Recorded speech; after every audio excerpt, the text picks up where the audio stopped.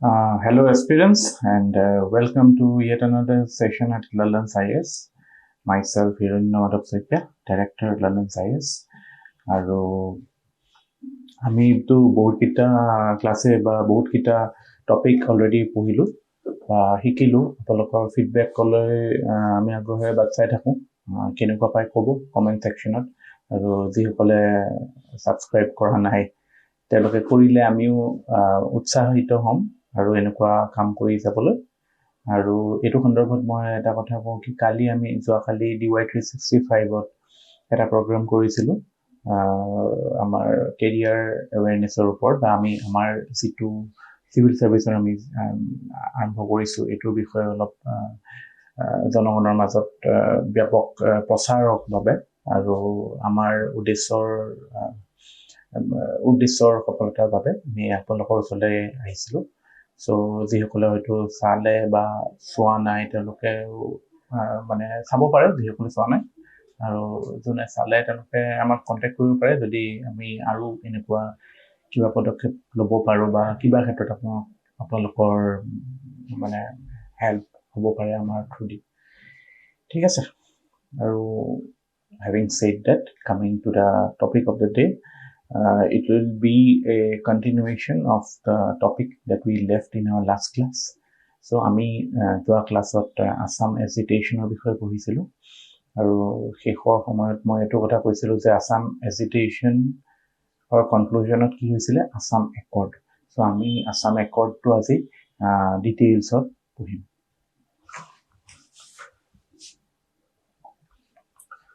চ' আসাম একৰ্ডত পঢ়িলে আমি নিউজত পাই থাকোঁ ক্লজ 5, 6, 7 কি হয় এইবিলাক। 6টো বেছি নিউজত থাকে, বাট তাৰ বাহিৰেও এইকেইটা উল্লেখনীয় ক্লজ আছে। ইয়াৰ বাহিৰেও আছে, 8 আছে, 9 আছে, ইমান ইম্পৰ্টেণ্ট ইমান ছিগনিফিকেণ্ট নহয়, জেনেৰেল কথা কিছুমান আছে। 1, 2, 3, 4তো সেই মানে যে এইটো ট্ৰাইপাৰ্টাইট এগ্ৰিমেণ্ট এটা হয় চেণ্ট্ৰেল গভৰ্ণমেণ্ট, ষ্টেট গভৰ্ণমেণ্ট আৰু ASU আৰু AAGSP তেওঁলোকৰ মাজত। চ' এনেকুৱা কিছুমান ডেফিনেশ্যনেল এছপেক্ট কিছুমান থাকে, কিন্তু মেইন ছাবষ্টেঞ্চিয়েল পাৰ্টটো ক্লজ 6ত আছে, ক্লজ 5তো আছে, ক্লজ 7তো আছে, 10টো নিউজত আছিল মাজতে। চ' সেইটো কাৰণে আমি স্পেচিফিকেলি ক্লজ কেইটা কি কয় চাম। আৰু ক্লজ 6ৰ ক্ষেত্ৰত আমি জানো জাষ্টিছ ৰিটায়াৰ্ড BK শৰ্মা কমিটিৰ ৰেকমেণ্ডেশ্যন মাজতে আহিছিলে 2021ত। সেইটো এতিয়া কাৰেণ্ট ষ্টেটাছটো কি, তাতে ৰেকমেণ্ডেশ্যনছখিনি কি আৰু তাতে কি মানে ইছ্যুজ কি আছে। ঠিক আছে। চ' এতিয়াতো সেইটো কি প্ৰজেক্ট আছে সেইখিনি চাম। তাৰপিছত আমি আমাৰ জেনেৰেলি আসাম একৰ্ডটো কেতিয়া হৈছিল, চাইন 85তে হৈছিলে। চ' তাৰপিছত সেইখিনিৰ ওপৰত আজি লাষ্ট সুদীৰ্ঘ কিমান প্ৰায় 25 years। চ' ইমানখিনি সময়ৰ কি ৰেকমেণ্ডেশ্যন হ'ল বা কি একশ্যন অলৰেডি লোৱা হ'ল, এইবিলাক বস্তুৰ ওপৰতো আমি কাম কৰিম বা চাম। তাৰপিছত আমি কি স্পেচিফিকেলি আমাৰ যিহেতু ফৰেন ইছ্যু যিটো heart of the Assam agitation, core area or core concern of Assam agitation. ত' ফৰেন ইছ্যুটো মানে ইলিগেল ইমিগ্ৰেণ্টৰ ক্ষেত্ৰত। চ' আমি চাম ইলিগেল ইমিগ্ৰেণ্ট কি হয়, তাৰ লিগেল ফ্ৰেমৱৰ্কটো কি আমাৰ, আৰু মাইগ্ৰেণ্ট কি হয়, আৰু how is it different from a refugee. এই এছপেক্টবিলাকো আমাৰ মানে এই কভাৰেজত আহিব। ঠিক আছে। So let us begin. আমি এটা কথা মনত ৰাখিব লাগে, যিটো অৰিজিনেল ডিমাণ্ড আছিল আসাম এজিটেশ্যনৰ। What was the original demand? It was detection and deportation of foreigners on the basis of 1951 list, voter list বা 1951 NRCৰ basis. So cut off date to originally কৈছিলে যে 1951 হ'ব লাগে, but eventually it was a compromise. মইতো কৈছিলোঁ it turned logic on its head because বহুত মানে actually substantial part of Assam agitation was compromised totally. যিটো কথা কৈছিলে সেইটোৰ লগত কোনো মানে যিটো অৰিজিনেল এইম আছিল সেইটোৰ লগত কোনো কানেকশ্যনে নাই, যিটো মানে একচেপ্ট কৰিলে, যিটো আমি ক্লজ 5ত পাম। কিন্তু অৰিজিনেল যিটো আপোনালোকে সেইটো you should always keep in mind what was the original demand. Original demand of Assam agitation was that of detection and deportation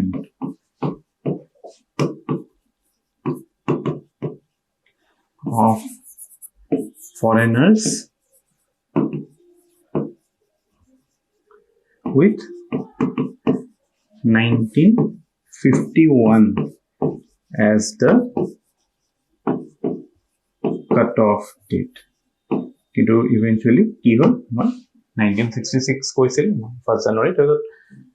practical purpose is 24th March 1971. So that was a compromise, but this was the original demand of the Assam agitation. So actually কি হ'ল তাৰপিছত আন্দোলন হৈ পেলাই Assam Accord হ'ল to clause 5 ৰ প্ৰথম মানে এই বস্তুটো clearly defined as a key accept kora hol. What was the agreement on the foreigners issue? So tate kisuman important date mane jitu prothom mane monot rakhibologia yar khetre jitu base date hobo according to clause 5 it will be 1/1/1966 ঠিক আছে so tar mane ki je 1166 or আগত যোন আছে তেওঁলোকৰ নাম ইলেক্ট্ৰাল ৰোলত থাকিব 1166 or পিছত থকা বিলাকৰ immediately their names will be deleted from the electoral rolls but with a condition ki on the expiry of 10 years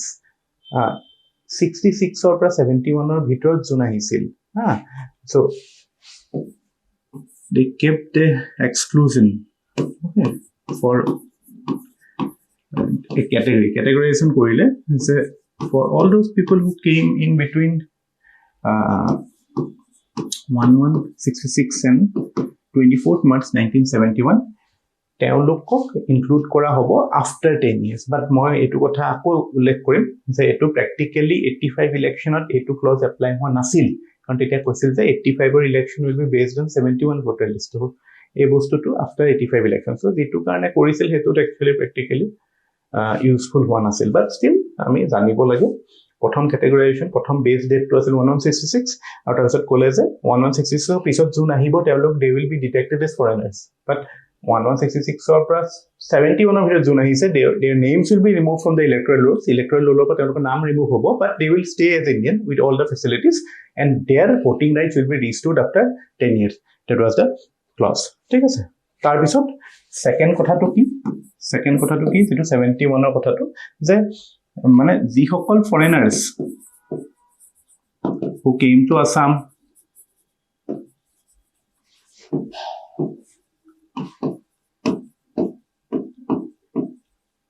after this date into pisot zone ahise their name will be detected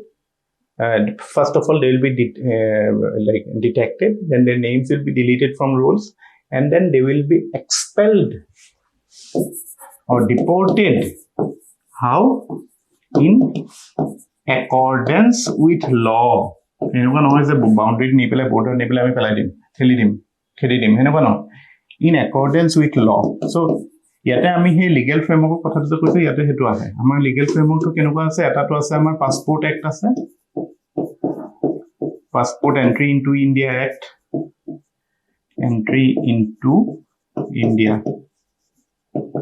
আছে এটো 1920 চনৰ act আছে আৰু এখন আছে কি foreigners act 1946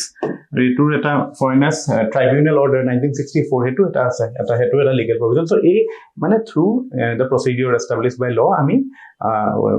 expel কৰিম so this was basically what clause 5 of Assam Accord has to say ঠিক আছে then comes our the part that is in news clause 6 talks about constitutional legislative and administrative safeguards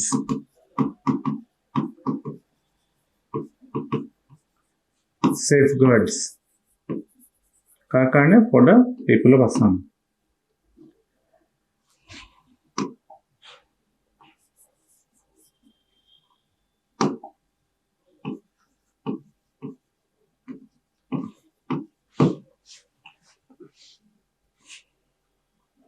for the Assamese people. Constitution safeguard মানে কি আমাৰ কনস্টিটিউশনতে যেনেকে আমাৰ ধৰক আমাৰ আছে 6 schedule আছে হা যেনেকে আমাৰ আৰ্টিকল 371 আছে এইবিলাক কিছুমান কনস্টিটিউশনাল সেফগাৰ্ড হয় না এটো আমাৰ ত্ৰিপুৰা আসাম মেঘালয় মিজোৰামৰ কাৰণে যেখিনি তাতে ট্ৰাইবেল মানুহৰ কাৰণে এটা স্পেশাল সেফগাৰ্ড আছে ঠিক নেকি আৰু 370 আছে জম্মু কাশ্মীৰৰ আছে ঠিক তেনে হেতু ক্ষেত্ৰতে মানে ক্লজ 6 এটো কথা হৈছে তেনেকুৱা কিছুমান স্পেশাল সেফগাৰ্ড থাকিব লাগে কাৰণে ফৰ দা আসামিজ পিপল এটা আসামিজ পিপল কোন হয় এটো ডেফিনেশনে কনফিউজিং হয় যদিও এটা বিকেশনৰ কমিটি এটা দিছে we will talk about it so for the Assamese people to protect the distinctive language distinctive culture of Assamese people amar kisuman constitutional safeguards thakibo lage kisuman legislative safeguards thakibo lage legislative safeguard mane ki that certain seats should be reserved in parliament and state assemblies for the Assamese people so that they feel empowered they feel protected তেনেকে এডমিনিষ্ট্ৰেশ্যনটো প্ৰশাসনটো মানে ধৰক সাৰ্ভিসৰ ক্ষেত্ৰটো কিছুমান job হয়তো আমি limit কৰিব পাৰো for the Assamese people so that আমাৰ যেটো ডিস্টিংটিভ মানে নেছটো থাকে হা কাৰণ মন কৰিব এইবিলাক কিয় হৈছে because the whole idea of Assam agitation was the presumed demographic assault on the indigenous people of Assam so to assuage the concerns these things are there ঠিক আছে so এইবিলাক হৈছে ক্লজ 6 ৰ কথা ঠিক আছে এইটোৰ ওপৰত গভৰ্ণমেণ্টে বিকে শৰ্মা কমিটি গঠন কৰিলে to recommend the what will be the safeguards so বিকে শৰ্মা কমিটি কি ক'লে চাও জাস্টিস retired বিকে শৰ্মা committee recommendation তেওঁলোকৰ কি আছিল এই কমিটিটো এটা সি তো প্ৰথম তেওঁলোকে এই কমিটিৰ প্ৰথম যেটো মানে হেৰি হল issue of discussion what they recommended was the definition for Assamese people এটোটো এটা বিৰাট মানে ডিবেটেবল টপিক হয় না যেনেকে আমি আজি যদি আমাৰ গ্ৰেটাৰ আসামৰ কথা কওঁ যে প্ৰি 1987 আসাম তেতিয়াটো অৰুণাচলো অসমত আছিল মিজোৰামো অসমত আছিল এটোটো গোটেখিনি অসমৰ পৰা ফাটি যোৱা সো ঠিক তেনেকেটো একচুয়ালি যেটো ডিভাইড আসাম 50-50 বড়ো ল্যান্ডৰ demand that was kind of inspired by how Nagaland separated from Assam how Arunachal or Mizoram separated from Assam so তেনেকে চাবলৈ গলে আমি এটা সমূহীয়াকে সকলোকে যাতে ইনক্লুড কৰো সকলো এথনিক আৰু যেহেতু আমাৰ এটা মাল্টিকালচাৰাল society we have people practicing different ways of life in the region called Assam so হেতু কাৰণে এটা ক্লিয়াৰ ডেফিনিশন ল্যাঙ্গুৱেজৰ ক্ষেত্ৰত দিবলৈ দিগদাৰ হয় আজি অকল অসমীয়া জনে ক'ব পাৰে বুলি কওঁ তেতিয়াও লিমিটেড হৈ যাব যদি কোন অসমীয়া আৰু বেংগলী ক'ব পাৰে অসমীয়া হিন্দী কওঁ তেতিয়াও কিছুমান এক্সপ্লেইন হৈ যাব কাৰণ বিভিন্ন ট্ৰাইবেল ডায়ালেক্টস আছে যিবিলাক হয়তো লিখাৰ বা মানে লিটাৰেৰী ফৰ্মত নাই but still they are spoken so how will we include those people within the definition of Assamese so it becomes very difficult হেতু আপোনালোকে প্ৰথমতে এপ্ৰিচিয়েট কৰিব লাগিব যে it's not an easy task কোনোবাই to casually কৈ দিব পাৰে কিন্তু just appreciate the fact আপুনি প্ৰথমতে অসমীয়া ডিফাইন কৰিবলৈ কিয় দিগদাৰ because অসম ডিফাইন কৰিবলৈ দিগদাৰ আৰু অসম এটো কাৰণে ডিফাইন কৰিবলৈ দিগদাৰ because it is a place where people of multiple cultural origins reside okay so hetu mane problem to apalake appreciate koribo laibo tetiahe apuni hoytu challenge of the situation you can etu ami jodi European history sound tate uniform language either language ba race ba ebilakor basis because tate concentrated ase manu bilak hoytu Slavic nations bilak jibilak etia to German ebilak to originally Slavic nationality re asile etia dhor Ukraine sorry German race to bele Russia Ukraine ebilak Slavic nations asil so he heneke hiotor divided hoisil so ba language or khetrot jenake German France or France British or England English Wales or Wales so এনেকুৱা ক্ষেত্ৰত তেওঁলোকৰ distinct কৰিবলৈ ভাল তেওঁলোকৰ cultural এটা cohesion এটা আছে আমাৰ এটো নাই এটো ইন্ডিয়াটো প্ৰবলেম অসমতো প্ৰবলেম এটো কাৰণে এইবিলাক মানে আইডেন্টিটি বেসড ডেফিনিশন বিলাক অলপমান দিবলৈ দিগদাৰ সো বিকে শৰ্মা কমিটি কৈছে যে তেওঁলোকৰ দিছে they propose the date they proposed a date. What is the date? January 1951. But January 1951 will be the cutoff date. Any Indian citizen residing in Assam will be considered as an Assamese for the purpose of clause 6. Clause 6 or purpose or karne, but clause 6 implementation or karne. Mane ki? What do we mean by implementation? We mean jibilak safeguard dia kotha koise clause 6 ot hebilak kak dibo সেইবিলাক হেতু কাৰণে প্ৰথমতে অসমীয়া কোন হয় identify কৰিব লাগিব আৰু অসমীয়া কোন হ'ব এটোৰ মতে according to Agitation committee all those people residing in Assam on Indian people residing in Assam on this date. Okay, so that is the definition part of it. Yate kisuman issues ase etu loi pele ami hebilak ahim ha. Second kotha to kole je there will be reservation ei manukhini karne jak teu ohomia boli kole teulokor karne kisuman safeguards. Again, this is another part of safeguards, the legislative, constitutional, administrative safeguard of the reservation for Assamese people. It was inverted comma did you because it is not an absolute definition. This is what this committee has come about. So what it suggests is that there should be seats reserved in parliament, there should be seats reserved in state legislative assemblies, and as well as in the local bodies, panchayat, municipalities, so to Assamese, so-called Assamese people of Ghana, there should be reservation. Another important safeguard that he has suggested is the implementation of the inner line permit system, ILP. অসমত অনাৰ কথা কৈছে এটোটো এটা আমি জানো এটো origin to pre-independence 1873 if I am not wrong, Bengal Eastern Frontier Regulation. Mainly Britishৰ যিবিলাক commercial interest আছিল North Eastৰ forest resource exploit কৰাৰ কাৰণে হেতু যাতে ব্ৰিটিছে এক্সক্লুসিভলি কৰি থাকিব পাৰে হেতু যাতে বেলেগে আহি পেলাই হেতু নকৰে হেতু কাৰণে they created certain zones of exclusion within the boundary of the political India of that time. So hetture eta lineage hoise ILP. So etia jodiu amar exploitation kotha to nahe etia protection of the indigenous culture jate bahiror pra ahi pelai demographic assault nohoy demographic invasion nohoy ba local culture disturbance nohoy. I mean Tripura is a prime example where the original indigenous culture is now nowhere to be found. It is there in very limited extent, but original culture is lost. So Tripura to agote bahut etu loi demand hoy. But again it is a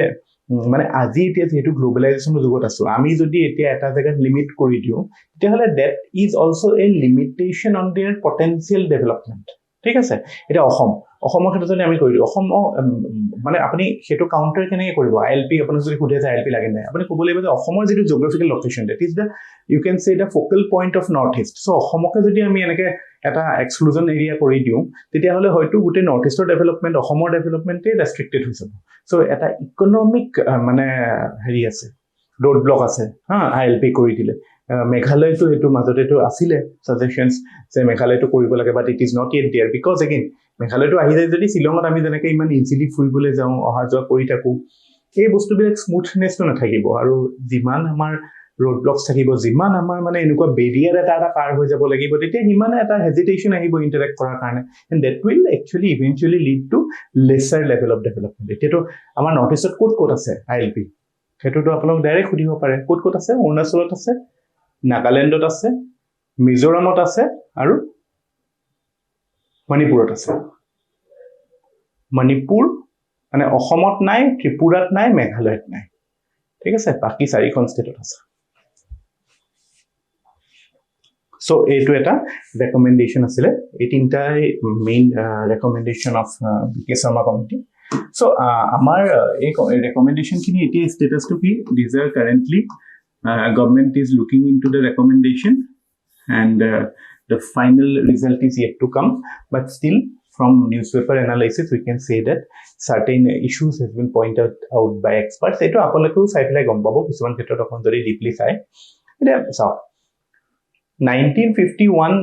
according to BK Sharma committee 1951 is a cutoff date. আৰু Assam accord মতে কি হয় এটো মানে এটো close 6 মতে হয় দেই ক্লজ 6 মতে এটো not yet final keep in mind but still this is the idea that clause 6 or mote definition cut off hobo 1951 kintu Assam accord mote definition or cut off to hoise ba mane who will not be considered a illegal migrant that is 1971 so ki hobo ei masot aha manukhini ki hobo enukwa hobo je they will be Indian because they came before 71 to citizenship act to amar eto provision ase eta monot rakhibo citizenship act tot cut off date ki hoy who is considered as an Indian but what is the cut off date for being an Indian citizen according to the citizenship act which is applicable for all India and eto amar constitution ta ase that is July 19 1949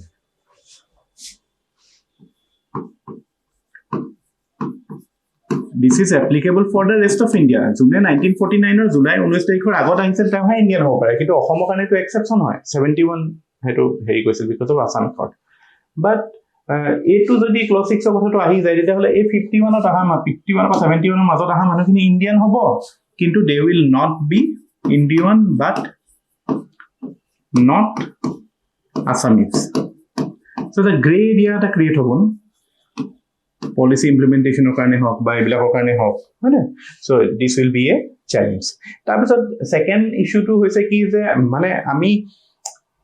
mechanism nai no etia proper the 51 or data bilake complete nai ami etia jetia ami NRC korisilu NRC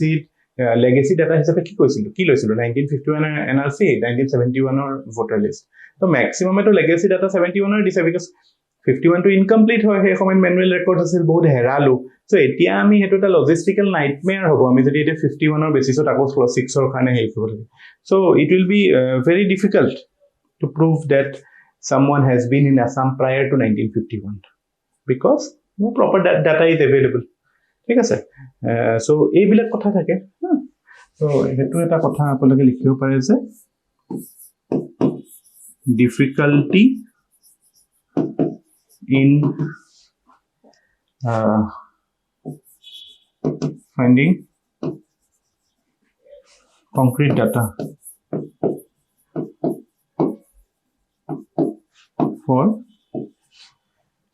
pre-1951 Assam 1951 or data to lagibo no eto sufficiently nai ঠিক আছে so this is the mane recommendation of Assam mane Bikesam committee or ebilak kisman issues ta pisot amar kisuman already bahut action loisu ami clause 6 or report etu nohoy je ami eta recommendation kan rokhi asu hoy na ami etia dhorok যদি specifically sound যে আপোনাৰ যদি direct উঠে যে close 6 ত কৈছে যে মানে অসমীয়া মানুহৰ protection of the Assamese culture protection of indigenous culture কাৰণে কি step লৈছে এতিয়া লৈকে so the first thing that comes to mind is Srimanta Sankardev Kalakshetra that is a cultural initiative to showcase to protect the culture of Assam then modernization of Jyoti Chitraban modernization of Jyoti Chitraban nisano Jyoti Prokhad Agrawal establish kora prothom Assamese studio ebilak necessarily ebilak safeguard hobo no ebilak bostu develop kora mane ki amar culture to restore kora ba culture to protect kora tar bisot khotro financial assistance diya jay no khotro bilako these are also safeguards for protecting the local culture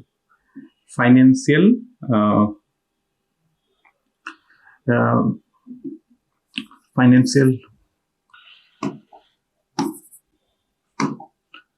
allocation for satras khotro ঠিক আছে তেনেকুৱা এবিলাক লয় তাৰ পিছত historical মনুমেন্টছ আমাৰ ৰংঘৰ কাৰেংঘৰ এবিলাকৰ প্ৰিজাৰ্ভেশ্যনৰ কাৰণে যিবিলাক initiative লয় ASI archaeological survey of India যিবিলাক লৈছে historical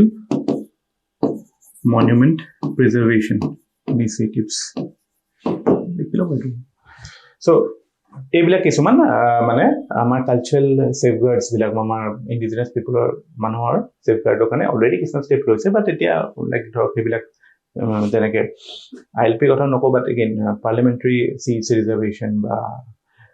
state assembly seat reservation এইবিলাক লৈ পেলাই that can be a way forward. তাৰপিছত clause 7 clause 7 ত কি আছে? clause 7 what does it deal with? It deals with economic development.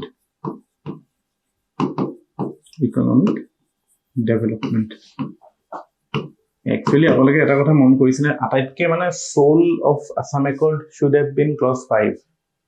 and clause 6 to an extent, but clause 5 to এটো কাৰণেটো agitation to হৈছিল না, কিন্তু clause 5 এৰে compromise হৈছিল।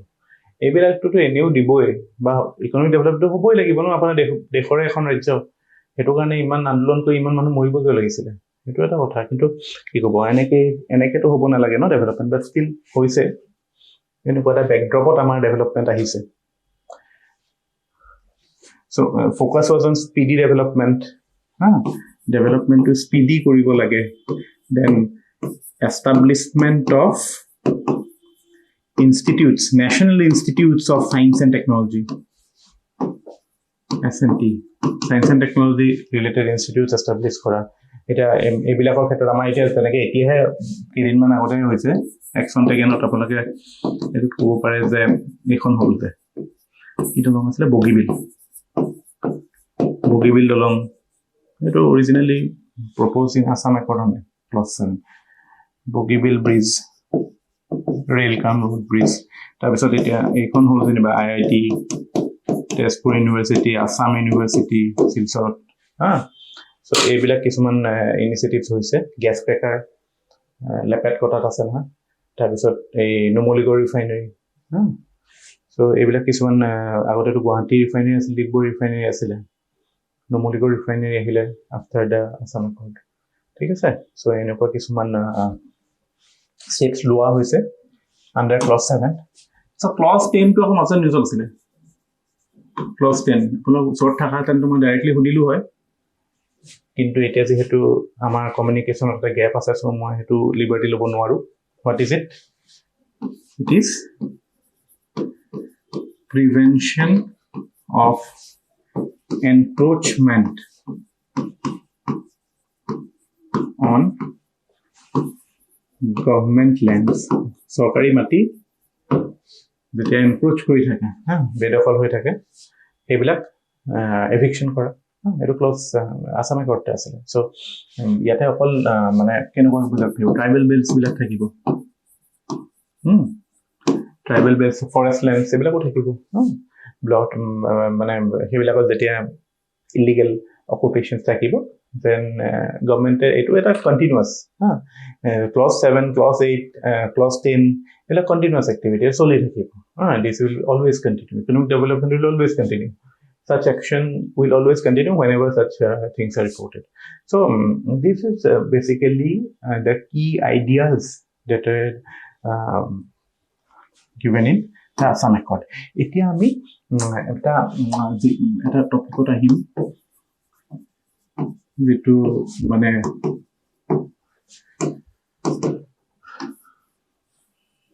it is always something that comes in news in our part of the world. So actually আপোনালোক যে চিধা সোধে যে who is an illegal migrant বা illegal immigrant কোন হয়, তেতিয়াহ'লে your point blank or your blunt answer will be illegal migrant is a foreigner who enters a country without valid travel documents. যাৰ valid passport নাই, visa নাই, এনেকে সোমাই আহিছে, কিবাকে সোমাল, তেতিয়া সেইজনকে আমি we call him that he is the illegal migrant, মানে somebody entering without valid travel documents. এইবিলাক ডেফিনেশ্যন মনত ৰাখিব, মানে সময়ত মানে ৰাইট শব্দটো মনত নাহিলে ভেলিড মানে ক্ৰুড হৈ যাব আপোনাৰ ডেফিনেশ্যন বিলাক। ঠিক আছে। So somebody who does not have the right travel documents is a illegal migrant. Now there is something called migrant, and then there is somebody called a refugee. শুনিছে আপোনালোকে দুইটা টাৰ্মে শুনিছে, ৰিফিউজি, মাইগ্ৰেণ্ট। চ' ইয়াতে মাইগ্ৰেণ্টৰ ক্ষেত্ৰত কি হয়, he choose টু মুভ তেওঁ নিজেই ডিসাইড কৰি গৈছে refugee to kenekwa but how will you distinguish a refugee from a migrant refugee is forced to move ঠিক আছে due to মানে হয়তো আপোনাৰ persecution হ'ব পাৰে যেনেকৈ ৰোহিঙ্গিয়াৰ ক্ষেত্ৰত হৈছে there was a persecution state sponsored attack on the Rohingya people and so they fled so হেতু ক্ষেত্ৰত ৰোহিঙ্গিয়া refugee বুলি কওঁ কিন্তু যদি এটা বাংলাদেশী ইমিগ্ৰেন্ট বুলি কম বা ইলিগেল ইমিগ্ৰেন্ট বুলি কম হেতু ফোৰ্স এনেকুৱাটো ফোৰ্স ড্ৰাইভ হোৱা নাই আগতে হৈছিল 71 ৰ আগত বহুত আহিছিলে so they were treated as refugees but এতিয়া যে মনমনে যদি কুমাই আছে হেতুটো মানে আউট অফ চয়েস ন ফৰ বেটাৰ ইকোনমিক অপৰচুনিটি হ'ব বা যি হ'ব কাৰণটো কিন্তু আজি পাৰসিকিউশনৰ কাৰণে যদি মুভ কৰিছে বা ক্লাইমেট আজিকালি ক্লাইমেট ৰিফিউজিজ ইজ ইন নিউজ ক্লাইমেটৰ কাৰণে তো আমাৰ আমি জানো বাংলাদেশখন কি হয় mean sea level তে বহুত মানে একদম ইমান ডিফারেন্স নাই মানে just 1 metre above sea level হে হয় সো অকমান যদি কিবা কাৰণে গ্লোবাল ওয়াৰ্মিং হয় পৃথিৱীৰ মানে ওয়াটাৰ লেভেল সাগৰীয় লেভেলটো মানে ওপৰলৈ গুচি যায় then there is a chance that whole lot of Bangladesh will be flooded then climate refugees will swarm in India এটোটো মানে ক্লাইমেট চেঞ্জৰ এটা ইম্প্যাক্ট হ'বই এবিলাকটো নিউজত পাইছে চাগে সো সেই ক্লাইমেটৰ কাৰণে আপোনাক ফোৰ্সিং হ'ব পাৰে যিয়ে নহওক আপুনি যদি ইন্টেনশন নাই যুদ্ধৰ কাৰণে গৈছে সিভিল ওয়াৰৰ কাৰণে গৈছে এইবিলাক কয় ৰিফিউজি এটোক কয় migrant etia what is the way that world deals with refugees eta convention ase UN convention on refugees yate proper mane protocol ase proper methodology ase financial mechanism ase aru repatriation there is a term called repatriation mane ki এজন মানুহ আহিলে কিবা এটা কাৰণে বা বিপদত পৰি তেওঁ নিজৰ দেশ ত্যাগ কৰিলে পিছত আকৌ তেওঁ নিজৰ দেশলৈ পঠিয়াইছে যেটো আমাৰ 71 ৰ সময়ত এনেকুৱা হৈছিল যে বহুত মানুহ আহিছিল পিছত বহুতখিনি আমি আকৌ ৰিপেট্ৰিয়েট কৰিলো তো এইবিলাকৰ প্ৰপাৰ মেকানিজম আছে এটোৱে কিন্তু যদি আপোনাক সোধে যে if India is signatory to this convention then the answer is no এটো বহুত জাস্টিফিকেশনে আছে আমাৰ কথা হৈছে কি যে মানে আমি India has always been a home to refugees. Amar yattu mane we have the variety of refugees. As the Tibetan refugees kok, Buddhist refugees kok, efale he Chakma refugees kok, Chittagong hill tracks or Rohingya kok, Jews kok. India has always been a home for refugees. India is considered a country of refugees actually bahut khetrot. So মানে so আমাৰ ইয়াতে প্ৰবলেমটো কি হয় আমি এনেকুৱাটা জায়গাত mainly কিয় India sign কৰা নাই the main reason is security আমি এনেকুৱাটা জায়গাত আছো ইমান prone এৰিয়াত আছো আৰু once you sign this then you cannot force anybody back without the proper procedure so আমাৰ যদি কোবাত এটা শ্ৰীলংকাত ক্ৰাইসিস হৈ গল তেনেকে বলে মায়ানমাৰ ক্ৰাইসিস হৈ গল একেলগে এটা দুটা নাহে নহয় আমাৰ দলে বলে একদম মানে হেৰিয়ত আহিব and mass there will be movement and mass আগতেও হৈছে এটো সো এনেকুৱা ক্ষেত্ৰত আমি হেতু ফ্ৰীডম টু বিচাৰো আমাৰ নিজৰ পলিসি মেকাৰস বিলাক বা as a free country as a sovereign country we want to take the control to our hand কি আমি কেনেকে বস্তুটো হ্যান্ডেল কৰো ইয়াত যদি আমাৰ থাৰ্ড পাৰ্টি আমি আৰু 71 টো এক্সপেৰিয়েন্সটো আমাৰ ইমান ভাল নহয় ধৰক আমি এতিয়াও এক পয়সা লোৱা নাই UN যেটো United Nation High Commission for Refugees আছে তাৰপৰা আমি we do not take even a single penny for dealing with refugees but still we are dealing we have a lot of refugees so our existing mechanism ase to deal with refugees and ami kyo nokol mainly we are concerned about the security aspect ki amar jeto zone South Asia is a very conflict prone zone so we are apprehensive ki jodi mane kibara dangor crisis hoy jay it may lead to refugees swarming or like there will be a mass inflow and we will be treaty bound to welcome them or to accommodate them if we sign it but sometimes we may not be able to handle them তেনুৱা ক্ষেত্ৰত আমি আমাৰ policy হিচাপত পলিসিটো independent ৰাখিবলৈ আমি এটো কৰা নাই আৰু এটো এটা মানে প্ৰিন্সিপল ষ্টেন্সে হয় এটো মানে মৰেলি হেৰি নহয় কাৰণ এটা ৰিফিউজি ক্ষেত্ৰত এটা কনসেপ্ট আছে নন ৰিফাউলমেন্ট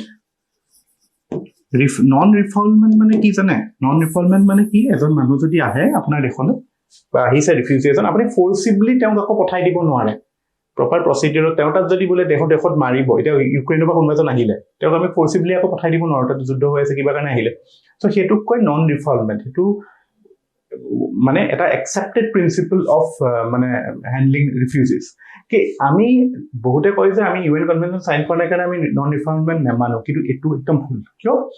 আমি আৰু এটা কনভেনশন সাইন কৰিছো UN কনভেনশন এগেইনষ্ট টৰ্চাৰ তাতে এই প্ৰভিজনটো আছে সো আমি যদিও ডাইৰেক্টলি এখন কনভেনশন সাইন কৰা নাই আমি এনেকুৱা কনভেনশন সাইন কৰিছো যত we are treaty bound to not refoul anybody back if his life is in danger so আমাৰ আপোনাক দিব পাৰে যে are we a signatory to UN refugee convention no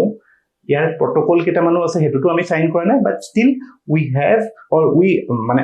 our experience or our policy of dealing with refugees has been a very humane approach আমি we have been a home to refugees আমাৰ ইয়াত বহুত refugees আছে so আমি এনেকুৱা নহয় যে মানে আমি immoral নহয় আমি stance to because আমাৰ আমি non refoulement policy বিশ্বাস কৰো আমি কেস বাই কেস বস্তুটো হ্যান্ডেল কৰো আমাৰ কিছু সেনসিটিভিটি আছে আমাৰ সিকিউৰিটি চ্যালেঞ্জেস আছে আমি হেতু কাৰণে আমি পলিসি ইন্ডিপেন্ডেন্স বিচাৰো আমাৰ মানে ডিপেন্ডেন্স কন্ট্ৰোলটো কমাব বিচাৰো ঠিক আছে সো হেতু কাৰণে আমি এটো সাইন কৰা নাই এনেকুৱা বহুত যেনেকৈ আমি এনপিটি সাইন কৰা নাই হেতু এগেইন মানে এনেকুৱা আমি ইন্টাৰনেশ্যনেল এগ্ৰিমেন্ট হল বুলি সাইন কৰিম বুলি নহয় আমাৰ আটাইতকৈ প্ৰাইমেৰী কথাটো কি ইন্টাৰনেশ্যনেল এগ্ৰিমেন্ট সাইন কৰা আমাৰ national interest any decision that we take at the international level should serve our national interest that is the core of foreign policy any foreign policy related question at আপোনালোকে এটো কথা highlight কৰিব যে আমি হেতু step কৰিম যেটো আমাৰ ন্যাশনাল ইন্টাৰেস্ট প্ৰমোট কৰিব ঠিক আছে বস্তুটো অকমান ভেগ হৈ যায় but that is how it works national interest কি বুলি ক'লে হেতু again that is something subjective but core national interest to হেতুৱে the freedom হ'ব লাগে আমাৰ independence থাকিব লাগে non interference পঞ্চিলত যিবিলাক আছে ঠিক আছে so this is the basic idea of who is an illegal migrant and how a refugee is different from a migrant and why India has not signed the refugee convention last topic in this domain is the legal framework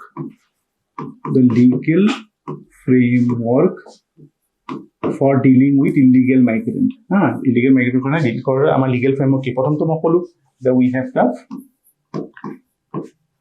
passport entry into India act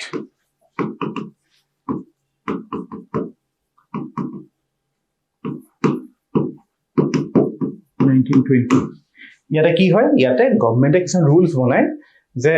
যিকোনো মানুহে যেতিয়া India বাহিৰৰ মানুহ আহিব then he should be in possession of a valid passport ঠিক আছে so he should have a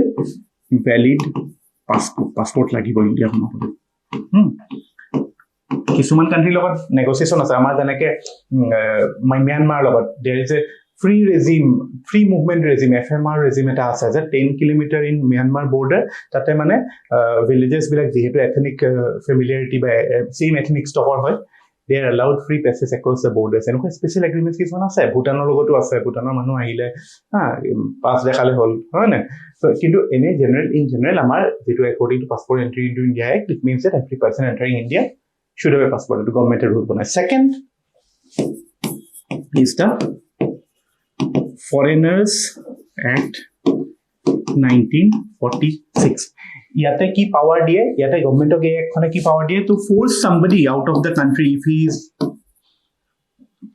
not in possession of valid documents or if he is even illegal migrant ঠিক আছে to force somebody out it was a through legal mechanism কৈছিল যে a law through ultimately legally এ বস্তুটো decide হ'ব কোৰ্টে এনফোৰ্স কৰিব কিন্তু this law provides the power to the government to force মানে illegal migrant out or to মানে it gives wide powers to the government আৰু ইয়াৰ আটাইতকৈ ইন্টাৰেষ্টিং এস্পেক্টটো কি জানা ইয়াতে burden of proof যে এজন মানুহ ইলিগেল মাইগ্ৰেন্ট হয় নে নহয় হেতু প্ৰুফ কৰাৰ বাৰ্ডেনটো কাৰ ওপৰত সেই মানুহজনক একিউজ জনৰ ওপৰত কিন্তু আপোনালোকে জানে আমাৰ যে অৰিজিনালি এটা এক্ট আছিল IMDT এক্ট বুলি IMDT এক্টৰ ডিফেক্টটো হেতুই আছিল যে burden of proof was on the authorities হেতু কাৰণে সৰ্বানন্দ সোণোৱালৰ হেৰিয়ত বা সৰ্বানন্দ সোণোৱালে কেছ কৰিছিলে মানে তাৰপিছত তাকটো মানে জাতীয় নেতা তেনেকুৱা হেৰিও পাইছে ষ্টেটাছ পাইছে বিকজ অফ how মানে that law was considered null and void by the Supreme Court later on but তাৰে contentious part to এইটো আছে the burden of proof who মানে কাৰ ওপৰত থাকিব accused ৰ ওপৰত থাকিব sorry তাতে authority ওপৰত থাকিব authority proof কৰিব লাগিব যে কোনোবা এজন illegal immigrant হয় নে নহয় কিন্তু ইয়াতে foreigners act বা IMDT টো এটা বাতিলে হল burden of proof ইয়াতে কি হয় it is on the accused he has to prove that he is not a illegal migrant and lastly 2019 there was a amendment on the eta aru eta year mane heri eta ase order eta ase a foreigners act khonor under te there is a foreigners tribunal order 1964 এটোৰ significance কি জানা আমাৰ যিবিলাক FT বিলাক থাকে ফৰেনাৰ্স ট্ৰাইব্যুনেল এটোৰ আন্ডাৰত establish কৰা যায় যাতে এটা আমাৰ এনআৰসি যাৰ নাম নাই তে কি কৰিছে he has to appeal to the foreigners tribunal মানে with the proper legal procedure to মানে that is how the thing is dealt now 2019 ত এই ফৰেনাৰ্স ট্ৰাইব্যুনেল অৰ্ডাৰত এমেন্ডমেন্ট হ'ল কি এমেন্ডমেন্ট হৈছে now the district commissioner আগতে যে DC deputy commissioner বুলি কয় district commissioner has the power to set up foreigners tribunal এটো আগতে central government কৰে এতিয়া DCO মানে executive power to দিছে 2019 ত they can set up foreigners tribunal so that is the মানে brief of everything that is required in this domain so that's it for today thank you